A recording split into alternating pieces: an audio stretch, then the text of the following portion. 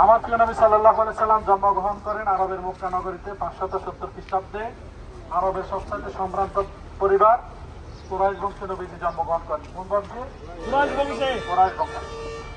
নবীজি যখন জন্মগ্রহণ করেন আস্তে আস্তে নবীজির শৈশব যৌবনকাল শৈশবকাল যৌবনকাল পেরিয়ে নবীজি যখন বয়স 40 বছর হলো নবীজির কাছে আল্লাহ তাআলা জিবরাইল পাঠিয়ে দিলেন। কাকে পাঠালেন? ওহী নিয়ে জিবরাইল আলাইহিস সালামকে পাঠালেন। দ্বীনের দাওয়াত দেওয়ার জন্য কোরআন নাযিল করলেন।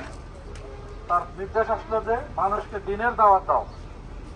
তুমি বলো কুল লা ইলাহা ইল্লাল্লাহু মুহাম্মাদুর রাসূলুল্লাহ। নবী সাল্লাল্লাহু আলাইহি সাল্লাম সমস্ত মানুষকে দ্বীনের দাওয়াত দিলেন। তোমরা বলো আল্লাহ ছাড়া কোনো মাবুদ নাই, হযরত মুহাম্মদ সাল্লাল্লাহু আলাইহি সাল্লাম আল্লাহর প্রেরিত বান্দা এবং রাসূল, আল্লাহর প্রেরিত রাসূল। যখন নবীজি দ্বীনের দাওয়াত দিচ্ছেন তখন কাবাগরে 360টি মূর্তি পূজা ছিল। কয়টা ছিল? 360টা। তখনকার মানুষ আরবের তারা মূর্তি পূজা করত, দেবদেবীর পূজা করত। কিসের পূজা করত? দেবদেবীর পূজা।